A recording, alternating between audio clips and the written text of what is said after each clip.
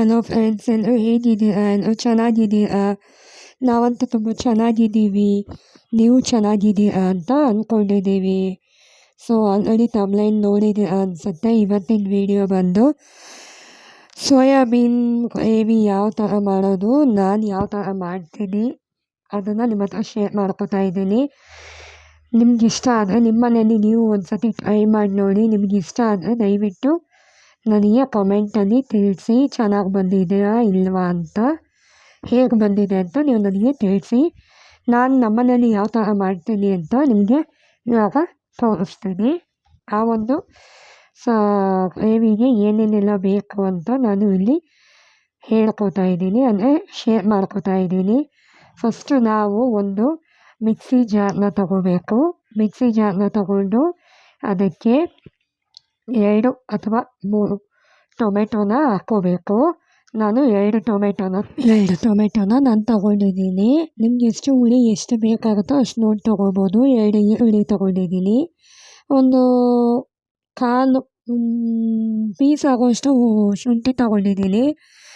ಮತ್ತು ಒಂದು 7ರಿಂದ 8 ಎಸಳು ಬೆಳ್ಳುಳ್ಳಿ ತೊಗೊಂಡಿದ್ದೀನಿ.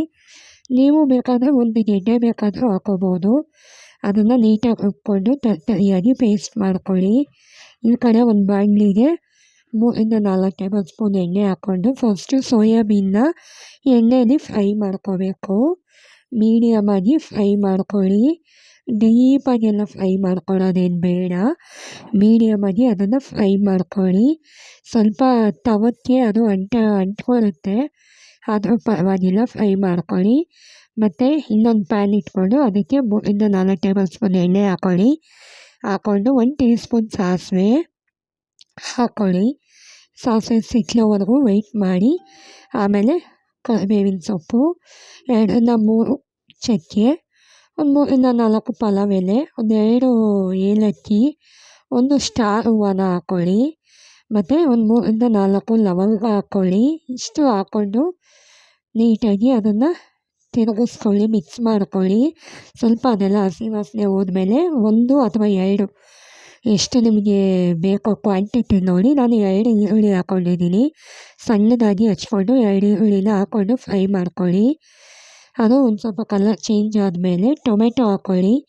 ಒಂದು 3 ಟೊಮೆಟೊ ಹಾಕ್ಕೊಳ್ಳಿ. ಏಕೆಂದರೆ ರುಬ್ಬಕ್ಕೆ 2 ಟೊಮೆಟೊ ಹಾಕಿರ್ತೀವಲ್ಲ, ಅದರಿಂದ 3 ಟೊಮೆಟೊ ಫ್ರೈ ಮಾಡೋಕ್ಕೆ ಹಾಕ್ಕೊಂಡು ನೀಟಾಗಿ ಅದನ್ನು ಫ್ರೈ ಮಾಡ್ಕೊಳ್ಳಿ. ಅದು ಸ್ವಲ್ಪ ಎಣ್ಣೆ ಬಿಡೋ ಮೂಮೆಂಟ್ ನೋಡಿಕೊಂಡು 1 ಚಿಟಿಕೆ ಅರಿಶಿನ ಹಾಕ್ಕೊಂಡು ಅದನ್ನು ನೀಟಾಗಿ ಮಿಕ್ಸ್ ಮಾಡ್ಕೋಬೇಕು.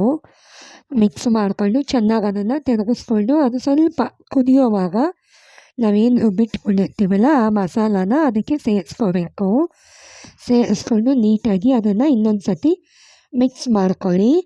ಲಾಸ್ಟಲ್ಲಿ ಸ್ವಲ್ಪ ಪೆಪ್ಪರ್ ಪೌಡರ್ ಹಾಕ್ಕೊಳ್ಳಿ. ಮತ್ತು ಸ್ವಲ್ಪ ಒಂದು 1/4 ಟೀ ಸ್ಪೂನ್ ಆಗುವಷ್ಟು ಗಸಗಸೆ ಹಾಕ್ಕೊಂಡು ನೀಟಾಗಿ ಅದನ್ನು ಮಿಕ್ಸ್ ಮಾಡ್ಕೋಬೇಕು. ನೀವೇನೇ ಇಂಗ್ರೀಡಿಯೆಂಟ್ಸ್ ಹಾಕಿದ್ರೂ ಒಂದು ಸತಿ ಮಿಕ್ಸ್ ಮಾಡ್ಕೋಬೇಕಾಗುತ್ತೆ. ಮತ್ತು ಒಂದು 1/4 ಟೀ ಸ್ಪೂನ್ ಆಗುವಷ್ಟು ಸೋಂಪು ಹಾಕ್ಕೊಳ್ಳಿ.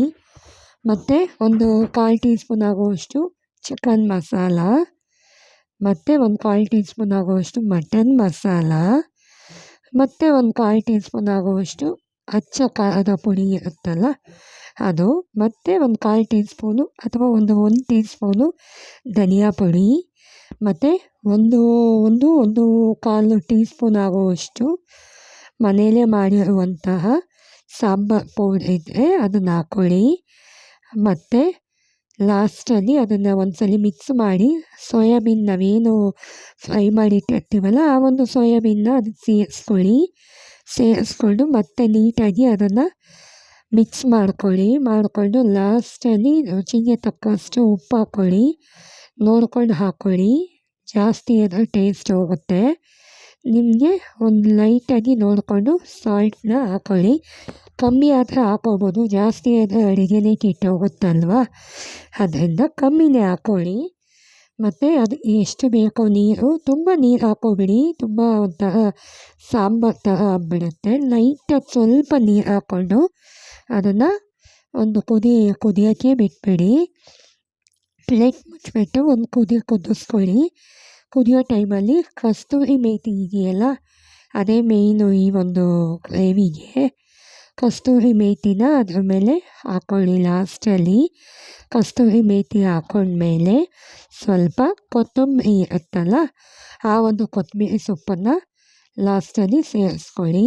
ಆ ಎರಡು ಸೇರಿಸ್ಕೊಂಡು ಚೆನ್ನಾಗಿ ಮಿಕ್ಸ್ ಮಾಡ್ಕೊಳ್ಳಿ. ಮಿಕ್ಸ್ ಮಾಡ್ಕೊಂಡ್ಮೇಲೆ ಅದು ಒಂದು ಲೈಟಾಗಿ 1 ನಿಮಿಷ 2 ನಿಮಿಷ ಫ್ರೈ ಆದರೆ ಸೋಯಾಬೀನ್ ಗ್ರೇವಿ ರೆಡಿ ಆಗುತ್ತೆ. ನೀವು ಮನೆಯಲ್ಲಿ ಒಂದು ಸತಿ ಟ್ರೈ ಮಾಡಿ ಹೇಗೆ ಬಂತು ಅಂತ ನನ್ನ ಹತ್ರ ಶೇರ್ ಮಾಡಿ.